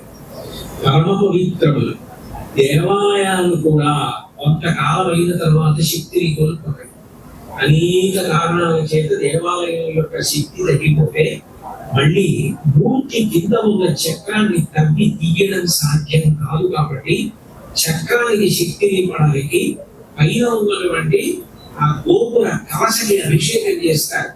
అట్లా ఇంచుమించుగా ఒక 12 సంవత్సరాలు అయిపోయిన తర్వాత దేవాలయాలన్నిటికీ కూడా అట్లా మళ్ళీ అభిషేకాలు చేస్తారు, చేసి శక్తి పెంచుతారు. అంటే దేవాలయాల యొక్క శక్తి తగ్గే అవకాశం ఉంటుంది.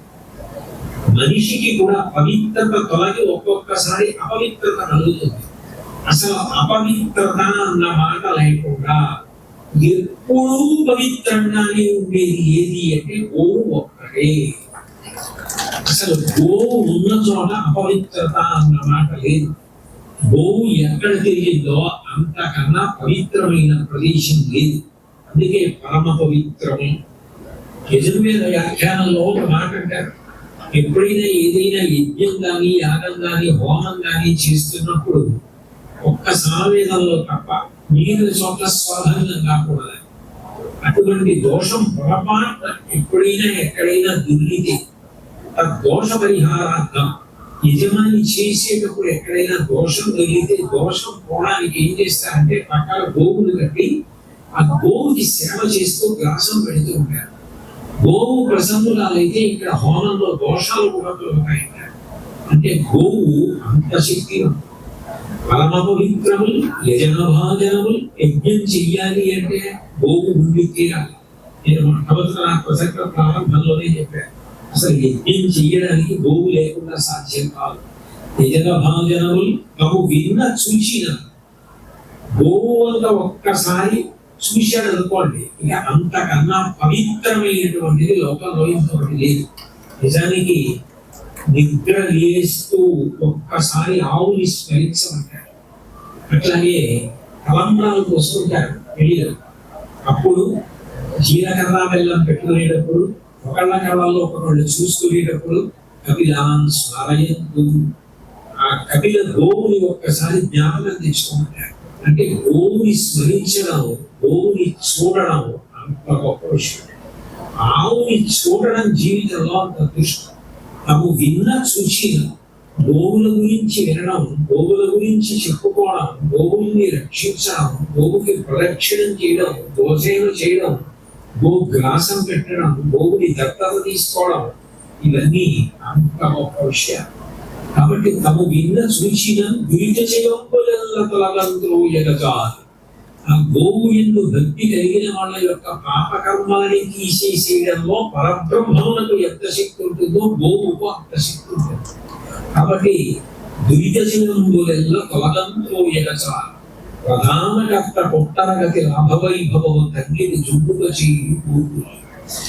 యజ్ఞయాగాది క్రతువులు పుణ్యకర్మలు చేసేటటువంటి వాళ్ళు గోవును సేవించిన కారణం చేత, గోపూజ చేసిన కారణం చేత వాళ్ళకి ఆ ఫలితం రావడం హాయిగా ఉండేటట్టు చూడటంలో ఇక గోవుని మించినది లేదు.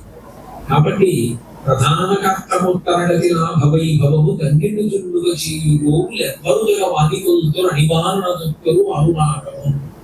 నేను ఇల్లు కట్టుకున్నప్పుడు అనేక గదులు కట్టుకున్నా మా ఇల్లే కాబట్టి ఒక గదిలోంచి ఒక గదిలోకి వెళ్ళడానికి నాకు అనుమతి అక్కర్లేదు. ఏదో నేను మా ఇంట్లోంచి ఎదురుకుండా ఉన్న ఇంకో ఇంట్లోకి వెళ్ళాలి అంటే ఆ ఇంటి వాళ్ళ అనుమతి తీసుకోవాలంటే ఒకసారి మీతో మాట్లాడాలి, లోపలికి రమ్మంటారా అని వెళ్ళాలి. నా ఇంట్లో నేను ఇంట్లో గదిలోంచి ఒక గదిలోకి వెళ్ళడానికి అనుమతి ఎందుకు? ఎంత తేలికగా వెళ్ళిపోతానో అంత తేలికగా శరీరపతనానంతరం స్వర్గలోకానికి వెళ్ళిపోతున్నాడు గోసేవ చేసేవాడు. కాబట్టి తరగతి లాభ వైభవము గంగిడి చున్నుగా చేయి గోవులు ఎంతగా వాణికొలుతురు అనివారణ సొత్తురు వారు నామకము. వారు ఏ విధమైన అనుమానం లేకుండా ఉత్తమ గతులు పొందుతారు అని చెప్పి గోవు యొక్క వైభవం గురించి మనకి మహాభారతంలో వ్యాసుల వారు చెప్తే దాన్ని దిగ్గంగా అంగీకరించి మనకి పర్వాలలో అందించారు. అంత గొప్పది గోవు. లోకంలో ఒక్కటి జ్ఞాపకం పెట్టుకోండి, ఒక వస్తువు ఎంత గొప్పదైనా దాన్ని బాగా మనం ఆదరించాలి అన్న బుద్ధి కలగాలన్నా ముందు ఉండవలసినది ఏది అంటే శాస్త్రం మీద నమ్మకం ఉండాలి, గురువాక్యము మీద నమ్మకం ఉండాలి. శాస్త్రము మీద గురువాక్యము మీద నమ్మకము లేనంత కాలము ఏది చెయ్యాలన్న కోరిక పుట్టదు. కలియుగానికి ఉండే ప్రధాన లక్షణం ఏమి అంటే భాగవత పురాణంలో అంటారు, అలసులు మందబుద్ధియులు అల్పతరాయులు రుగ్రరోగ సంకలితులు మందభాగ్యులు సుకర్మములు బుద్ధి చేయజాలని కలియుగమందువానములు కావున ఇది సర్వసౌఖ్యమయ్యేవాడు ఏమిటంపడము ఆత్మకు శాంతి మునీంద్ర శపమే అన్నారు. అలసత్వం, మందబుద్ధి, స్వామితనం, మంచి కార్యం చేయాలన్న కోరిక పుట్టకపోవడం ఇవన్నీ కలియుగానికి ఉండే లక్షణాలు. అందుకే కలియుగంలో భగవంతుడి యొక్క వైభవం ఏమి అంటే ఆయన ఎప్పుడూ కూడా సద్బుద్ధిని లోకానికి ప్రచారం చేస్తూ ఉంటాడు. అందుకే అనేక మంది గురువుల రూపంలో భగవంతుడు వచ్చాడు. గురువు అన్న మాటకి అర్థాన్ని మీరు ఒక కోణంలో పరిశీలన చేస్తే గురువు అంటే బరువు అని అర్థం. బరువు అంటే భౌతికంగా శరీరం యొక్క బరువును బట్టి చెప్పారు. ఈయన బాగా బరువుగా ఉన్నాడు కాబట్టి ఈయన గురువు గారంటే అన్నాం. బరువు ఉన్నవాడు గురువు కాడు, శిష్యుడి దృష్టిలో బరువు అయిన వాడు గురువు. శిష్యుడి దృష్టిలో అంటే శిష్యుడు మా గురువు గారి కన్నా గొప్పవారు ఎవరు? మా గురువు గారి నోటితో శుభం భూయాత్ అంటే మా గురువు గారు ఏం చెప్పారో అది సత్యము. మా గురువు గారి నోటి వెంట అసత్యం కాదు.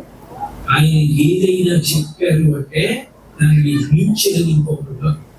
అది నేను ఆచరిస్తానన్న నమ్మకం ఉన్నదనుకోండి, అది శిష్యుడికి గురువు పట్ల ఉన్నటువంటి గురి. ఆ గురి ఉంటే తప్ప గురువు కాడు.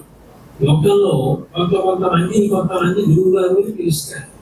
నోటితో గురువు గారు అని సంబోధించినంత మాత్రం చేత నిజానికి గురుత్వం లభించదు. గురుత్వం దేని చేత లభిస్తుంది అంటే అవతల వారికి యువతల వారి ఎందుకు ఉన్న గురి కారణము చేత గురువు. అందుకే మీరు జాగ్రత్తగా పరిశీలించండి, ఎవరికి గురువు అంటే ఎవరికి ఎవరి ఎందు గురి ఉన్నదో వారు గురువు అవుతారు. కబీర్ దాస్ గారికి రామానందుల వారి దగ్గర ఉపదేశం పొందాలి అని కోరిక. అనేక కారణాల చేత కబీర్ దాస్ గారు రామానందుల వారి దగ్గర ఉపదేశం పొందడానికి కొన్ని ఇబ్బందులు ఏర్పడ్డాయేమో అని అనుమానం వచ్చింది. ఎట్లాగైనా గురువు గారి దగ్గర ఉపదేశం పొందాలి. గురువు గారు ఏం చేయాలి? శిష్యుడిని ముట్టుకోవాలి, ముట్టుకొని ఉపదేశం చేయాలి. గురువు గారి పాదం శిష్యుడి తల మీద పెట్టి ఉపదేశం చేస్తే ఇంకా గొప్ప.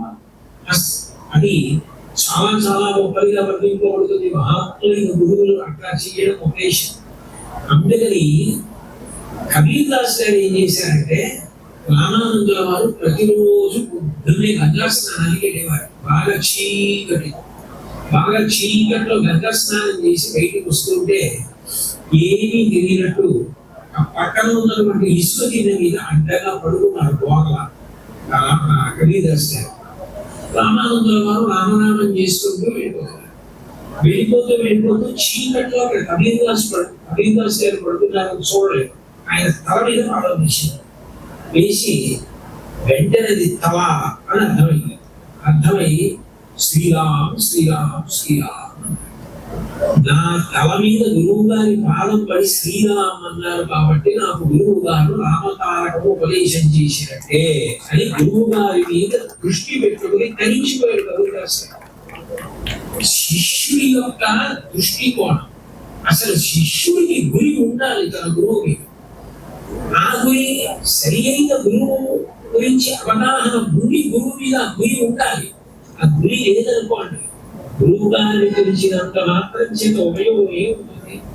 శిష్యుడికి ఆ నమ్మకం ఉండాలి. గురువు మీద ఆ నమ్మకం ఉన్నప్పుడు, శాస్త్రం మీద నమ్మకం ఉన్నప్పుడు దానిని శ్రద్ధ అని పిలుస్తారు. శంకరాచార్య గారు శ్రద్ధ అన్న మాటకి వ్యాఖ్యానం చేశారు.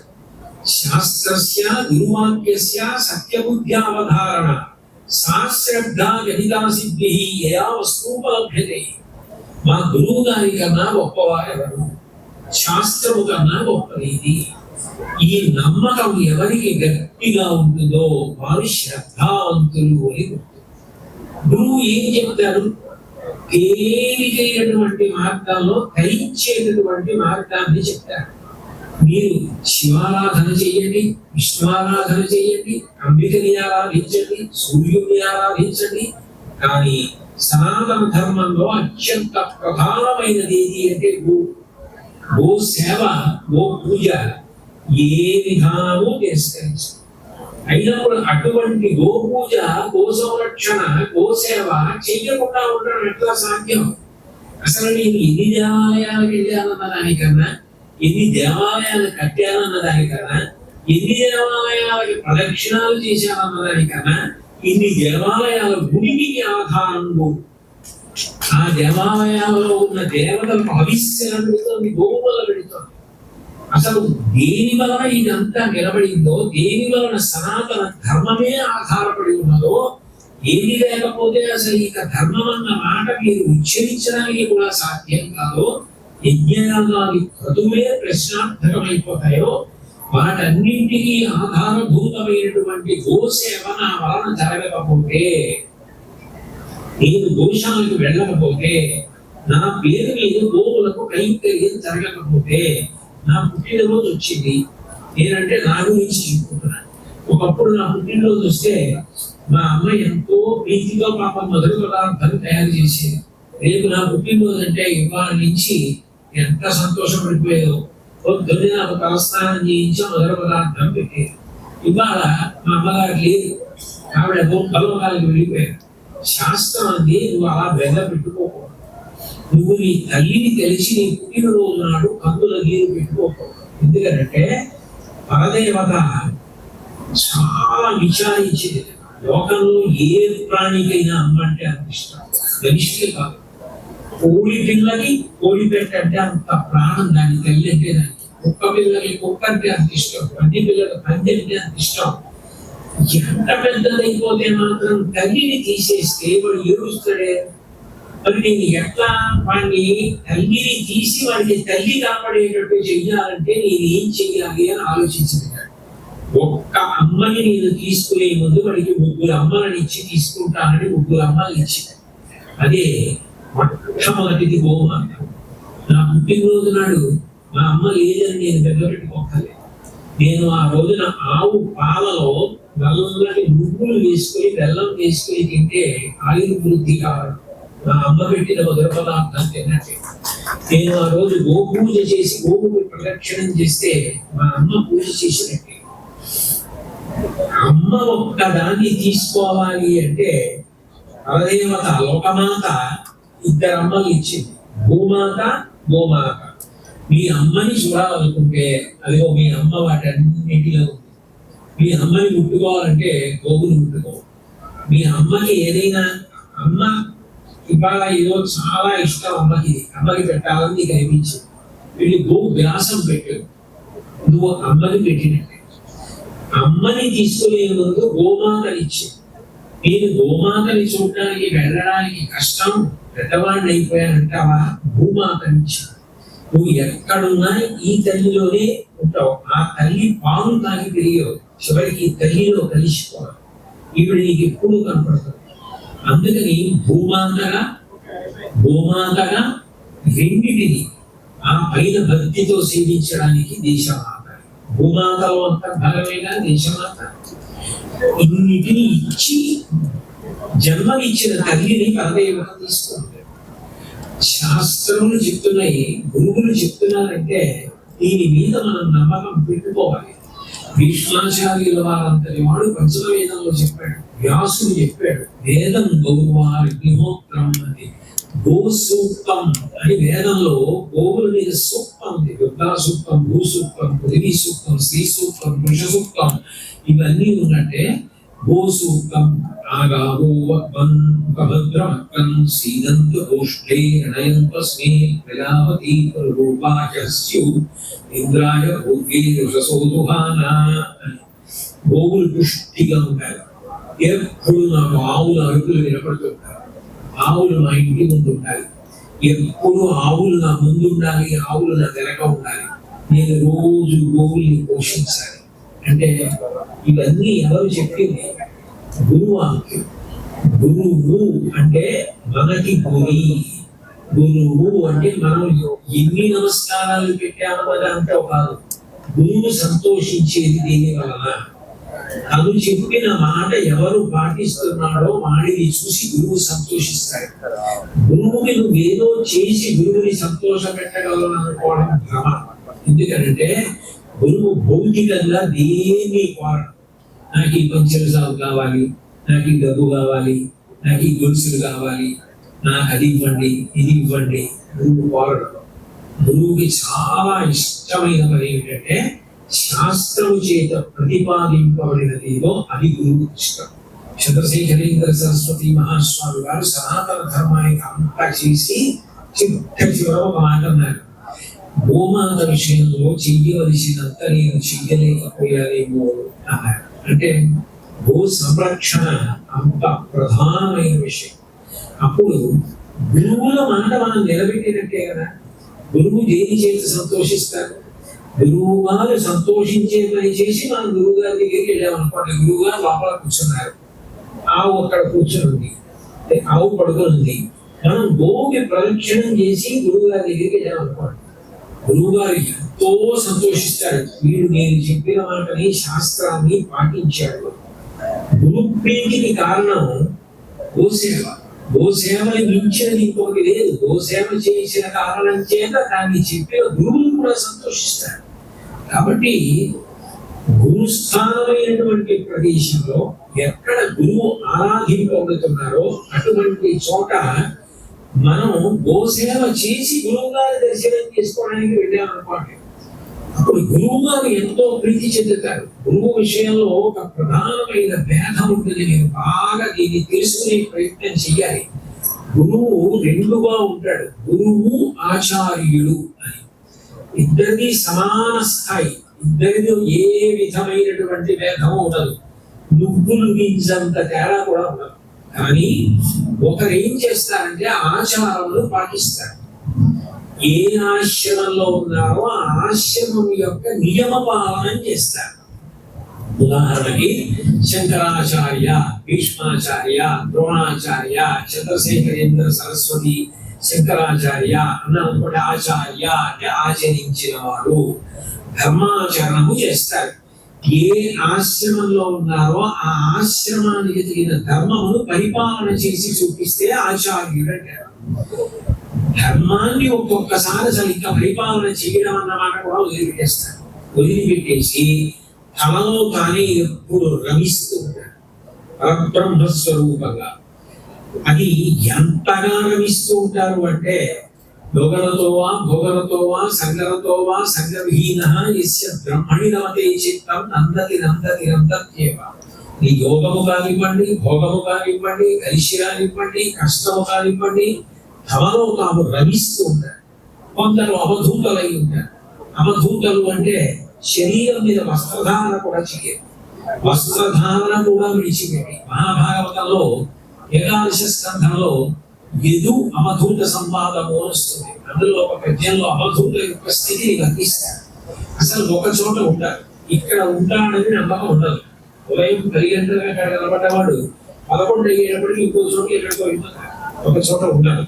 ఒక చోట ఉండకుండా ఒంటి మీద వస్త్రం కూడా వేసుకోకుండా తిరుగుతూ ఉంటారు. అంటే తమలో తాము ఎప్పుడు ఆత్మస్థితి ఎందు రమిస్తూ ఉంటారు అవధూతగా. అప్పుడు ఆయన ధర్మ పరిపాలన చేశారంటే, ఆయన సంధ్యావనం చేశారా, ఆయన పూజ చేశారా, ఇవన్నీ అన్వయం కావు. అగ్ని ఏది చేసినా పవిత్రమే. ఆత్మ అనబడేటటువంటి జ్ఞానము చేత రగిలిపోతుంటాడు యోగి. జ్ఞానానల ప్రభావేన తస్మై శ్రీ గురవే నమః అంటాడు కామేశ్వరుడు. జ్ఞానం అనేటటువంటి అగ్ని పర్వతంలా వెలుగుతుంటాడు. అప్పుడు ఇక ఆయన ఎందుకు ఏ కర్మలు అన్వయం కావు. అప్పుడు ఆయన నిత్య కర్మలు చేశాడా చేయలేదా అన్న విషయం అన్వయం కాదు. అట్లా తిరిగేటటువంటి గురుస్వరూపాలు ఉంటాయి. అప్పుడు వాళ్ళు మన ఊహలకి మన తర్కాలకి అందరూ ఆయనది కులమా, ఆయనది మతమా, ఆయనది సంప్రదాయమా, ఆయన ఇట్లా కట్టుకున్నారా, ఇట్లా పెట్టుకున్నారా ఇవందరూ. అప్పుడు పట్టుకోవలసింది ఏమిటంటే ఆయన మాట పట్టుకోవాలి. ఆయన ఏ మాట చెప్పారో ఆ మాట పట్టుకొని నువ్వు అనుష్ఠించాలి. అందుకే పెద్దలు ఒక మాట చెప్తారు, జ్ఞానిని అనుకరించలేవు, అజ్ఞానిని అనుకరించరాదు. జ్ఞాని తనలో తాను ఆత్మగా రగిలుతుంటాడు. ఆయనకి శరీర సంబంధం లేదు. అరుణాచలంలో భగవాన్ రమణ మహర్షి అన్నారు, ఆయనకి ప్రాణోత్కరణ అవుతుంటే వైద్యులు ప్రాణవాయువు తీసుకొస్తుంటే వద్దు వద్దని చెప్పి శరీరాన్ని సాక్షిగా చూస్తూ తాను ఆత్మగా శరీరంలోంచి పైకి లేచి అరుణాచలానికి అందరూ చూస్తుండగా ఆత్మ జ్యోతి ప్రదక్షిణం చేసి వెళ్ళిపోయింది. ఆయనలా గడ్డం పెంచుకొని నేను కూడా ఆయనలా ఓ గోచి పెట్టుకు తిరిగితే నేను భగవాన్ రమణ మహర్షి అయిపోతాను. ఎలా అవుతాను? జ్ఞానం కలిగితే అవుతాను. జ్ఞానం కలిగిన వరకు కర్మ విడిచిపెట్టకూడదు. జ్ఞానిని అనుకరించరాదు, అనుకరించలేవు. అజ్ఞానిని అనుకరించరాదు. ఒకరికి శాస్త్రంతో ప్రమేయం లేదు, శాస్త్ర ప్రమాణం అంగీకరించాడు. శాస్త్రం చెప్పడం ఏంటండి? ఎవరు చెప్పారండి చదివిన పెట్టమని? ఎవరు చెప్పాడండి పుట్టినరోజు నాడు నలముద్దు తినమని? ఎవరు చెప్పాడండి పుట్టినరోజు నాడు ఆవు పాలు తాగమని?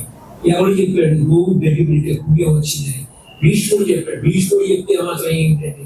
ఆయనకి ఎవరు చెప్పినా కాదు, తను చెప్పిందే ఆయనకి శాస్త్రం. అప్పుడు అజ్ఞానిని అనుకరించరాదు. ఆయన అలా అన్నాడని దాన్ని ప్రధానంగా తీసుకోవడం. అందులో కలియుగంలో అటువంటివి ఎక్కువ వినపడుతుంది, వాటిని ప్రమాణంగా తీసుకో. జ్ఞానిని అనుకరించలేవు. ఆయన ఏం చేశాడో అది నువ్వు చేయలేదు. కృష్ణ భగవానుడు ఏం చేశాడో అది నువ్వు చేయలేదు. రాముడు ఏం చేశాడో అది చేయలేదు.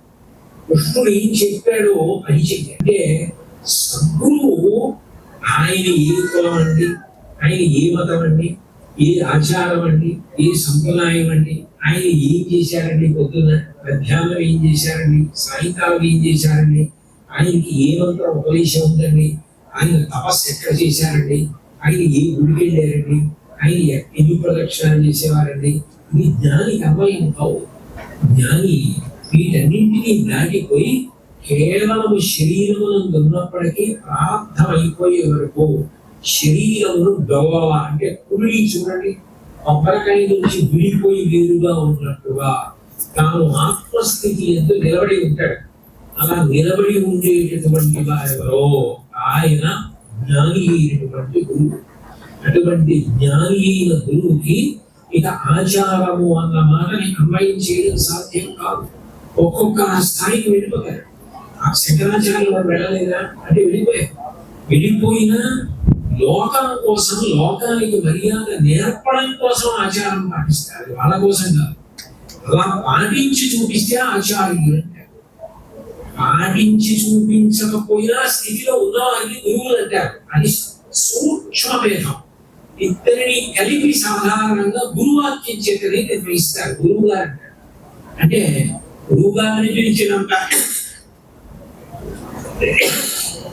మాత్రం చేత ఆయన ఆచారములు విడిచిపెట్టారని నిర్ణయించుకోవాలి.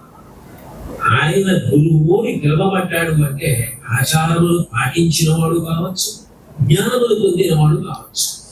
గురువాక్యమును పట్టుకున్నావా లేదా? గురువాక్యమును పట్టుకోవడం చాలా చాలా ప్రధానం. అన్నిటికన్నా ఒక్క మాట గురువు గారు చెప్పింది నీకు బాగా జీర్ణమైతే, ఒక్క మాట గురువు గారు చెప్పింది నువ్వు పట్టుకుని అనుష్ఠానంలోకి తెచ్చుకోగలిగితే అదొక్కటి చాలు గ్రహింపజేస్తుంది.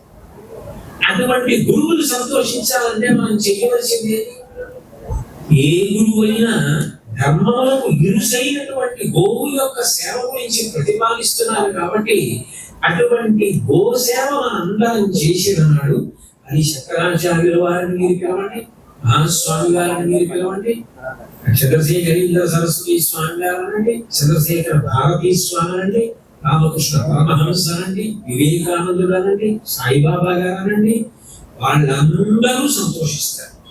గురువు సంతోషించడానికి గురువు చేత ప్రతిపాదింపబడినటువంటి పని యందు సత్యబుద్ధితో చేయే.